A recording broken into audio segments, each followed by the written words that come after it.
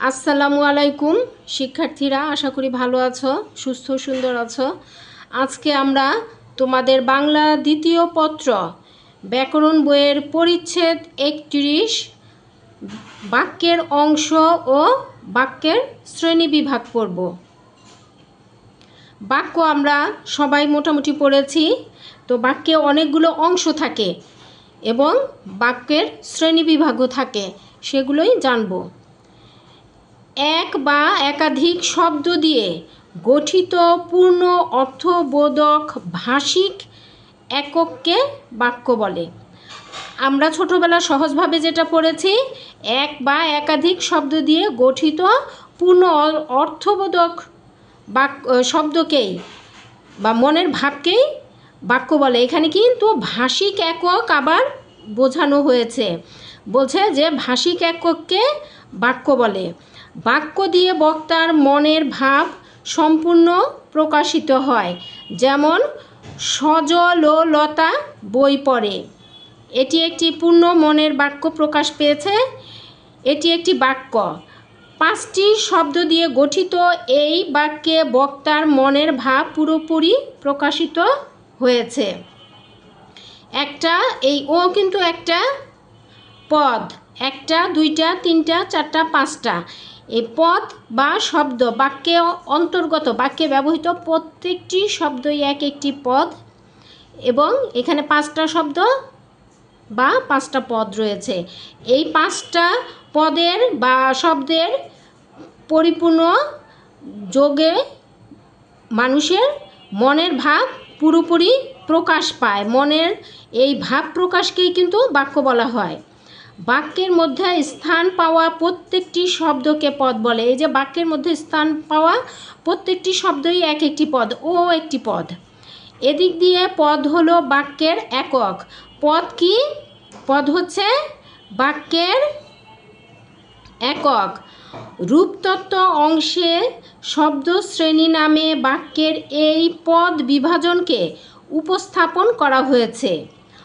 উপরের বাক্যের সজল, লতা ও বই হলো বিশেষ্য, ও হলো যোজক এবং পরে হচ্ছে ক্রিয়া। এখানে সজল, লতা ও বই, এখানে ওর কিন্তু বাক্যের ও না, এটা এই 3টাকে সাজানোর জন্য ও ব্যবহার করা হয়েছে। সজল, লতা, বই, এই 3টা হচ্ছে বিশেষ্য। কোনো কিছুর নামকে আমরা বিশেষ্য বলি না, সেই বিশেষ্য। আর ও হচ্ছে যোজক। আমরা যোজক পড়ে আসছি। যোজক কি? বাক্যের যে মিল ঘটায় সেটা হচ্ছে যোজক। ও মিল ঘটিয়েছে, যোজক। এবং পড়া হচ্ছে ক্রিয়া, মানে কর্তা যা করে বা বিশেষ্য যা করে সেটাই ক্রিয়া না, এই পরে হচ্ছে ক্রিয়া। বাক্যের মধ্যে একাধিক শব্দের গুচ্ছ অনেক সময়ে পদের মতো কাজ করে। বলছে বাক্যের মধ্যে একাধিক শব্দের যে গুচ্ছ, এই যে একটা গুচ্ছ, সজল বই ও লতা বই পড়ে, এটাও কিন্তু একটা গুচ্ছ। সেই গুচ্ছ অনেক সময় পদের মতো কাজ করে। তখন এই একাধিক শব্দের গুচ্ছকে বর্গ বলা হয়। দেখো, যখন এটা গুচ্ছের মতো কাজ করে তখন একে কি বলা হয়? একাধিক শব্দের গুচ্ছকে বলা হয় বর্গ। উপরের বাক্যে সজল ও লতা একটি বর্গ। সাধারণ বাক্যের প্রধান 3টি অংশ: কর্তা, কর্ম এবং ক্রিয়া। বলছে বাক্যের সাধারণভাবে 3টা অংশ থাকে। একটা হচ্ছে কর্তা, আরেকটা হচ্ছে কর্ম। কর্তা হচ্ছে বিশেষ্য, কর্ম হচ্ছে যা করছে, ক্রিয়া। এই 3টা মিলিয়ে হচ্ছে বাক্য: কর্তা, কর্ম এবং ক্রিয়া। বাক্যের ক্রিয়াকে যে চালায় সে হচ্ছে কর্তা, মানে বাক্যের যে কাজ করে সেই হচ্ছে মূল কর্তা। যাকে অবলম্বন করে ক্রিয়া সম্পাদিত হয় তাকে বলা হয় কর্ম। মানে ক্রিয়াটা, কাজটা যাকে অবলম্বন করে হচ্ছে সেটা হচ্ছে কর্ম। এটা কিন্তু মূল একটা ইম্পর্টেন্ট বিষয়। এটা যদি বুঝতে পারো তাহলে কিন্তু অনেক কিছুই বোঝা হবে। বাক্যের ক্রিয়াকে যে চালাচ্ছে, বাক্যের ক্রিয়াকে যে চালাচ্ছে সে হচ্ছে কর্তা, আর যাকে অবলম্বন করে ক্রিয়া সম্পাদিত হচ্ছে, যে কাজটা হচ্ছে যাকে অবলম্বন করে সে হচ্ছে কর্ম। আর বাক্যের মধ্যে যে অংশ দিয়ে কোনো কিছু করা, ঘটা বা হওয়া বোঝায় তাকে বলা হচ্ছে ক্রিয়া। এই তিনটা লাইন অনেক ইম্পর্টেন্ট একটা লাইন, এই তিনটা তোমাদের অবশ্যই মনে রাখতে হবে। উপরের বাক্যে সজললতা হচ্ছে কর্তা, বই হচ্ছে কর্ম এবং পরে হচ্ছে ক্রিয়া। বইকে পরে কীভাবে কী অবলম্বন করে পড়ছে, সে বইকে অবলম্বন করছে, কাজেই বই হচ্ছে কর্ম। প্রতিটি বাক্যকে উদ্দেশ্য ও বিধেয় এই দুই অংশে ভাগ করা যায়। বাক্যের যে অংশে কারো সম্পর্কে বলা হয় সেই অংশ হলো বাক্যের উদ্দেশ্য। দেখো বলছে প্রত্যেকটা বাক্য দুইটা অংশে বিভক্ত, একটা হচ্ছে উদ্দেশ্য আর একটা হচ্ছে বিধেয়। এই দুই অংশের যে ভাগ, সেই ভাগের প্রথম অংশে রয়েছে উদ্দেশ্য। বাক্যের যে অংশে কারো সম্পর্কে কিছু বলা হয় সেটি হচ্ছে উদ্দেশ্য, যার সম্বন্ধে আর কি, কর্তাটাই হচ্ছে মূল, যার সম্বন্ধে বলা হচ্ছে সেই হচ্ছে বাক্যের উদ্দেশ্য। এছাড়া বাক্যের যে অংশে উদ্দেশ্য সম্পর্কে কিছু বলা হয় সেই অংশ হচ্ছে বাক্যের বিধেয়। তাহলে আমরা কি বুঝলাম, যে বাক্যের দুইটা অংশ, একটা অংশ হচ্ছে উদ্দেশ্য আর একটা বিধেয়। এখন বাক্যে যাকে উদ্দেশ্য করে কিছু বলা হচ্ছে মানে কর্তা, সে হচ্ছে উদ্দেশ্য, আর সেই কর্তা যা কিছু করছে, উদ্দেশ্য যা কিছু করছে, উদ্দেশ্য সম্বন্ধে যা কিছু বলা হচ্ছে সেটাই হচ্ছে বিধেয়। উপরের বাক্যের সজললতা উদ্দেশ্য এবং বই পরে হচ্ছে বিধেয়। গঠনগত দিক দিয়ে বাক্যকে তিন ভাগে ভাগ করা যায়: সরল বাক্য, জটিল বাক্য ও যৌগিক বাক্য। সরল বাক্য কি দেখি আমরা। একটি মাত্র সমাপিকা ক্রিয়া থাকলে তাকে সরল বাক্য বলে। বলছে সমাপিকা ক্রিয়া মানে যেটা ক্রিয়া সম্পাদন করে ফেলতে পারে নিজে নিজেই, সেটা হচ্ছে সমাপিকা ক্রিয়া। একটা যখন সমাপিকা ক্রিয়া থাকে সেটা হচ্ছে সরল বাক্য। জেসমিন সবার জন্য চা বানিয়েছে। এখানে একটা মাত্র ক্রিয়া, সমাপিকা ক্রিয়া, চা বানিয়েছে, এটা হচ্ছে সমাপিকা ক্রিয়া, যে চা বানিয়ে ফেলছে, বানিয়েছে, জেসমিন সবার জন্য চা বানিয়েছে। আচ্ছা, জটিল বাক্য দেখি। একটি মূল বাক্যের অধীনে এক বা একাধিক আশ্রিত বাক্য বা বাক্যাংশ থাকলে জটিল বাক্য তৈরি হয়। মানে একটা না একাধিক বাক্যের গঠনে বা মিশ্রণে যে বাক্য গঠিত হয় সেটা হচ্ছে জটিল বাক্য। যেমন, যদি তোমার কিছু বলার থাকে তবে এখনই বলে ফেলো, এটা হচ্ছে একটা মিশ্র বা জটিল বাক্য। একটা মূল বাক্যের আশ্রয়ে দুইটা বাক্য একসাথে যুক্ত হয়েছে, এটা জটিল বাক্য। 3 হচ্ছে যৌগিক বাক্য।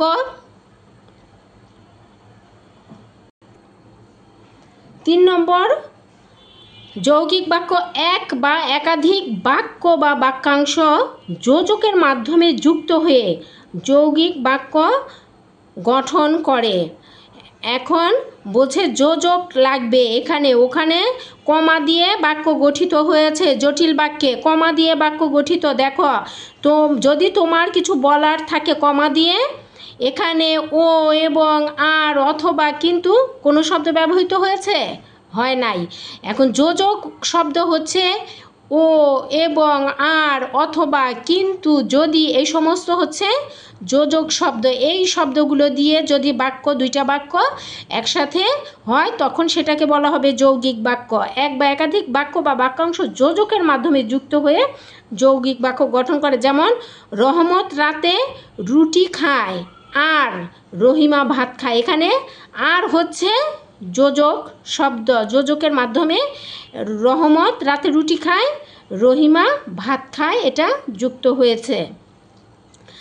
বাক্যের বিধেয় অংশে ক্রিয়া থাকা না থাকা বিবেচনায় বাক্যকে 2 ভাগে বিভক্ত করা যায়: সক্রিয় বাক্য ও অক্রিয় বাক্য। বলছে বাক্যের মধ্যে ক্রিয়া থাকতেই হয়, তাই না? আমরা জানি। তবে বলছে যে ক্রিয়া থাকুক বা না থাকুক সেই বিবেচনায় বাক্যকে আবার দুই ভাগে ভাগ করা হচ্ছে, একটা হচ্ছে সক্রিয় আর একটা হচ্ছে অক্রিয় বাক্য। আচ্ছা দেখি এগুলো কি। সক্রিয় বাক্য, যেসব বাক্যের বিধেয় অংশে ক্রিয়া থাকে সেগুলোকে সক্রিয় বাক্য বলে। বিধেয় অংশ কি? কর্তা বা উদ্দেশ্য যা করে সেটাই বিধেয় না, পরের অংশটা, সেই বিধেয় অংশ যখন ক্রিয়া থাকবে সেটা হচ্ছে সক্রিয় বাক্য। যেমন আমার মা চাকরি করেন, এটা হচ্ছে একটা সক্রিয় বাক্য। এই যে চাকরি করেন, কে করেন? মা। মা হচ্ছে উদ্দেশ্য আর চাকরি করেন হচ্ছে বিধেয়। এই বিধেয় অংশে কি আছে? ক্রিয়া রয়েছে, এজন্য এটা সক্রিয় বাক্য। অক্রিয় বাক্য, যেসব বাক্যের বিধেয় অংশে ক্রিয়া থাকে না, পরের অংশটা কর্তা যা করছে সেটাই তো বিধেয়, সেই বিধেয় অংশ যখন ক্রিয়া থাকে না সেগুলোকে অক্রিয় বাক্য বলে। যেমন তিনি বাংলাদেশের নাগরিক, এটা বাংলাদেশের নাগরিক সে এমনি এমনি হয়ে গেছে, এখানে কোনো ক্রিয়ার দরকার হয় নাই। তবে অতীত ও ভবিষ্যৎকালের প্রয়োগে এগুলো সক্রিয় বাক্য হয়ে ওঠে। যেমন তিনি বাংলাদেশের নাগরিক ছিলেন, এটা অতীত, এটা সক্রিয় হয়েছে, বা তিনি বাংলাদেশের নাগরিক হবেন, এগুলো হচ্ছে আবার সক্রিয় বাক্য হয়ে উঠেছে। বক্তব্যের লক্ষ্য অনুযায়ী বাক্যকে বিবৃতিবাচক, নেতিবাচক, প্রশ্নবাচক, অনুজ্ঞাবাচক, আবেগবাচক প্রভৃতি ভাগে ভাগ করা যায়। বলছে কি অনুযায়ী? বক্তব্যের লক্ষ্য অনুযায়ী বাক্যকে আবার 5 ভাগে ভাগ করা হচ্ছে। বিবৃতিবাচক, নেতিবাচক, প্রশ্নবাচক, অনুজ্ঞাবাচক ও আবেগবাচক, এই 5 ভাগে ভাগ করা হচ্ছে। আচ্ছা প্রথম আমরা দেখি বিবৃতিবাচক বাক্যে কি বলা হচ্ছে। সাধারণভাবে কোনো বিবরণ প্রকাশ পায় যেসব বাক্যে, সাধারণ বিবরণ যেখানে প্রকাশ পাচ্ছে সেগুলোকে বিবৃতিমূলক বাক্য বলে। বিবৃতিবাচক বাক্য ইতিবাচক বা নেতিবাচক দুই রকমই হতে পারে। যেমন আমরা রোজ বেড়াতে যেতাম, এটা একটা সাধারণ বাক্য না? তারা তোমাদের ভোলেনি, অতি সাধারণ কথাবার্তা। এগুলোর মধ্যে আমরা কি পাই? বিবৃতিবাচক বাক্য পাই। তারপরে দেখি, আচ্ছা দেখো এখানে কিন্তু আমাদের প্রশ্নে বলা হচ্ছিল, প্রশ্নে না এখানে হেডিংয়ে বলা হয়েছে বিবৃতিবাচক, নেতিবাচক, প্রশ্নবাচক, অনুজ্ঞাবাচক, আবেগবাচক, কিন্তু ভিতরে কিন্তু ইতিবাচকের বর্ণনা নাই, কাজেই 4 প্রকারের কথা বলা হয়েছে। আমরা বিবৃতিবাচক পড়েছি, এবার পড়ব প্রশ্নবাচক। এখানে নেতিবাচকটা নাই। প্রশ্নবাচক, বক্তা কারো কাছ থেকে কিছু জানার জন্য যে ধরনের বাক্য বলে সেগুলোকে প্রশ্নবাচক বাক্য বলে। মানে বক্তা কারো কাছ থেকে কোনো কিছু জানার জন্য যে প্রশ্ন করে সেটাই হচ্ছে প্রশ্নবাচক বাক্য। যেমন তোমার নাম কি? সুন্দরবনকে কোন ধরনের বনাঞ্চল বলা হয়? এটা হচ্ছে মানে কোনো কিছু প্রশ্ন যখন বক্তা করে সেটাই হচ্ছে প্রশ্নবাচক বাক্য। তারপর হচ্ছে অনুজ্ঞাবাচক বাক্য, আদেশ, নিষেধ, অনুরোধ, প্রার্থনা। আদেশ, নিষেধ, তুমি আদেশও করতে পারো, যে নিষেধও করতে পারো, অনুরোধ করতে পারো, প্রার্থনা করতে পারো ইত্যাদি বোঝাতে অনুজ্ঞাবাচক বাক্য হয়। যেমন আমাকে একটি কলম দাও, তার মঙ্গল হোক, এটা হচ্ছে এখানে অনুরোধ করা হয়েছে, আর তার মঙ্গল হোক এখানে প্রার্থনা করা হয়েছে। তারপর দেখি 4 আবেগবাচক বাক্য, কোনো কিছু দেখে বা শুনে অবাক হয়ে যে ধরনের বাক্য তৈরি হয় তাকে আবেগবাচক বাক্য বলে। যেমন দারুণ, আমরা জিতে গিয়েছি, অত উঁচু পাহাড়ে উঠে আমি তো ভয়েই মরি। এগুলো হচ্ছে আবেগবাচক বাক্য। দেখো প্রতিবারের মতো তোমাদের বাংলা ব্যাকরণ বইয়ের পিছনে যে অনুশীলনীতে কিছু বহু নির্বাচনী প্রশ্ন থাকে সেটা একটু তোমাদের সুবিধার জন্য আলোচনা করছি। এক বা একাধিক শব্দ দিয়ে গঠিত পূর্ণ অর্থবোধক ভাষিক একককে কি বলে? বাক্য। বাক্যের মধ্যে স্থান পাওয়া প্রত্যেকটি শব্দকে কি বলে? পদ। বাক্যের মধ্যে একাধিক শব্দের গুচ্ছকে কি বলে? বর্গ। বাক্যের ক্রিয়াকে যে চালায় তাকে বলে কর্তা। সজল স্কুলে যায়, বাক্যের উদ্দেশ্য হচ্ছে সজল। একটি মূল বাক্যের অধীনে এক বা একাধিক আশ্রিত বাক্য বা বাক্যাংশ থাকলে তাকে কোন বাক্য বলে?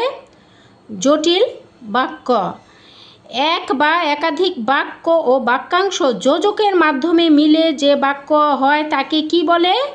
যৌগিক বাক্য। বাক্যের বিধেয় অংশে ক্রিয়া না থাকা বা না থাকা বিবেচনায় বাক্যকে কয় ভাগে ভাগ করা যায়? 2 ভাগে। কোনো কিছু দেখে বা শুনে অবাক বা বিস্মিত হলে কোন ধরনের বাক্য তৈরি হয়? আবেগবাচক বাক্য। তোমাদের জন্য আরও কিছু বহুনির্বাচনী প্রশ্ন। যেহেতু তুমি চেষ্টা করনি তাই ব্যর্থ হয়েছ, এটা কি ধরনের বাক্য? জটিল বাক্য। তার বয়স হলেও বুদ্ধি হয়নি, এটি কোন ধরনের বাক্য? সরল বাক্য। দোষ করেছ অতএব শাস্তি পাবে, কোন জাতীয় বাক্য? যৌগিক বাক্য। তার মঙ্গল হোক, এটি কোন ধরনের বাক্য? অনুজ্ঞাবাচক বাক্য। বাক্যের যে অংশে বিধেয় সম্পর্কে কিছু বলা হয় তাকে কি বলে? বিধেয়। বাক্যের বিধেয় অংশে ক্রিয়া থাকলে তাকে কি বলে? সক্রিয় বাক্য। আমার মা চাকরি করেন, এটি কোন ধরনের বাক্য? সক্রিয় বাক্য।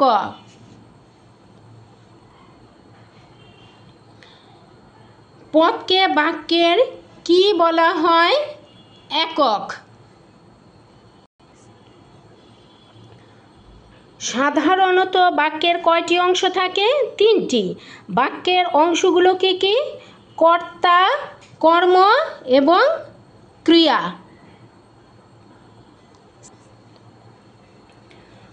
গঠনগত দিক থেকে বাক্যকে কয় ভাগে ভাগ করা যায়?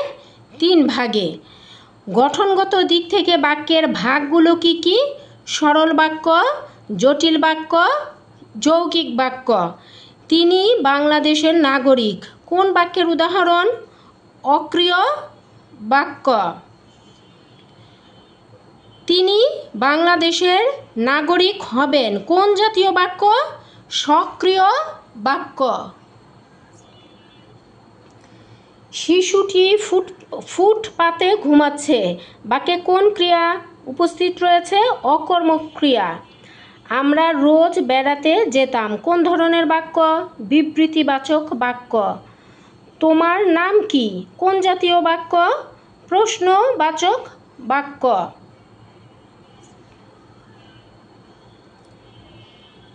আদেশ, নিষেধ, অনুরোধ, প্রার্থনা বোঝায় কোন বাক্যে?